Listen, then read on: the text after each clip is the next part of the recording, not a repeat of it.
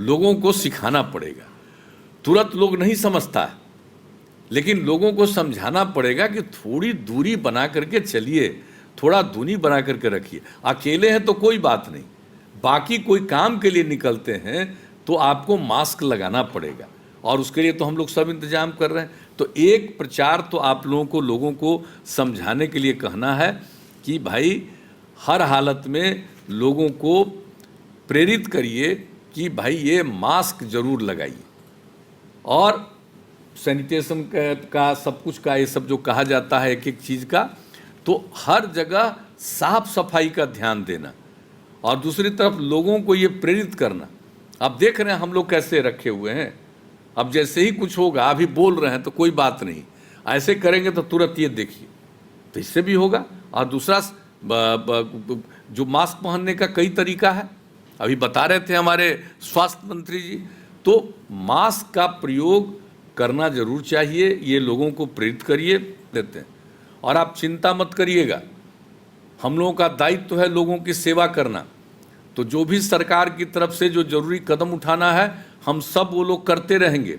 लेकिन अब आपसे आज जो बातचीत हो रही है, इसका मुख्य मकसद है कि आपने अब तक लोगों में बड़ी जागृति लाई, लोगों में भी बड़ी जागृति आई। अब लॉकडाउन खत्म है, अब तो सिर्फ उसी इलाके में लॉकडाउन 1 महीना लागू होगा जिस इलाके में मान लीजिए कि वहाँ निकल जाता है पॉजिटिव एरिया, उसको उसमें उसी के लिए करेंगे।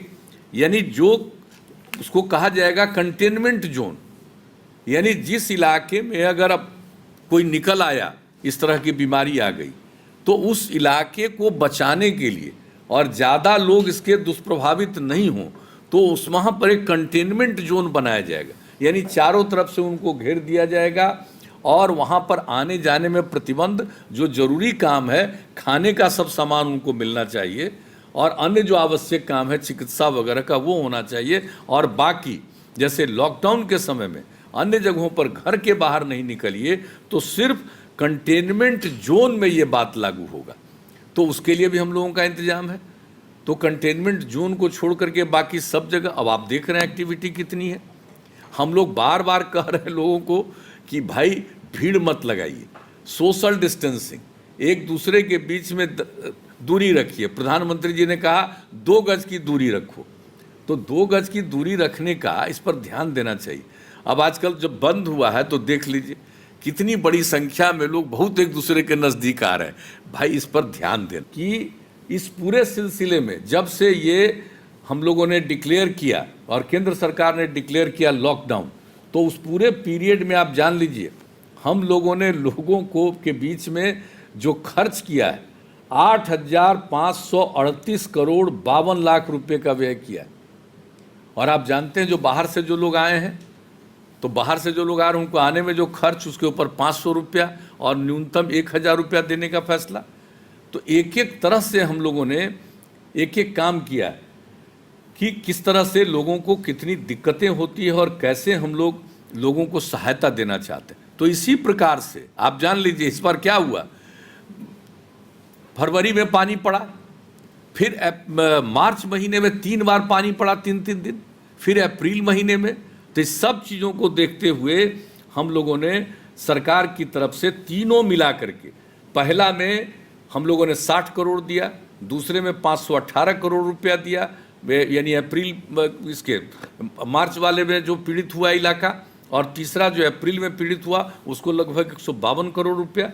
यानी आप समझ दीजिए कि मंत्रिमंडल के द्वारा, मंत्रिपरिषद के द्वारा जो किसान प्रभावित हुए हैं आपदा से, उनके लिए 730 करोड़ रुपए का अलग से और इंतजाम किया गया।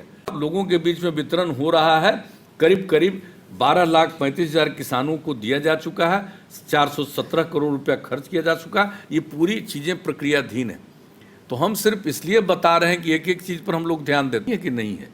और एक बात हम कह देना चाहते हैं कि जो लोग भी हमारे यहाँ हैं उनके भी रोजगार के लिए, जो हमारे यहाँ रहते हैं, सारा काम मनरेगा वगैरह से लेकर के जल जीवन हरियाली अभियान के अंतर्गत जो कार्यक्रम है उसकी शुरुआत करा के, सड़क का काम, अन्य जो विकास का काम है उसको करा करके लोगों को काम में लगाना। और दूसरा जो हमारे बाहर से लोग आ गए हम जो बात किए, हम उन लोगों से आग्रह किए कि भाई आप दूसरी जगह सेवा करने गए, और उन लोगों को ख्याल रखना चाहिए था कि जो आदमी कहीं काम करने गया है और लोगों का काम करता है, वो आज कष्ट में है, उसका ध्यान नहीं रखा।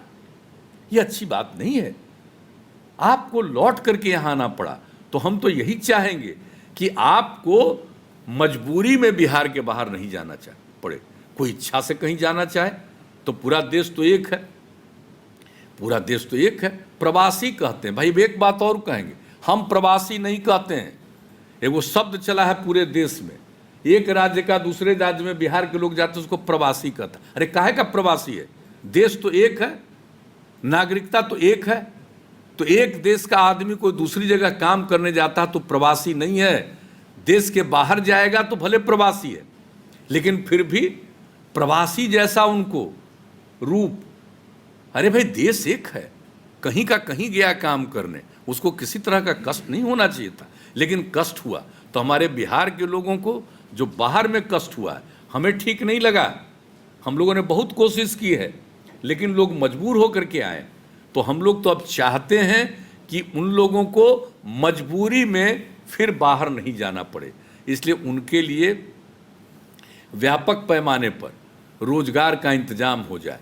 इसके लिए पूरा का पूरा काम हमारे यहाँ और पूरे डिपार्टमेंट को, और ख़ास करके जो इससे संबंधित विभाग हैं, उन सब लोगों को लगाया गया है। चाहे वो ग्रामीण विकास विभाग हो, चाहे वो नगर विकास विभाग हो, या अन्य जो भी विभाग संबंधित हैं, सब लोगों को एक एक करके लोगों को इस काम में हम लोगों ने लगाया है।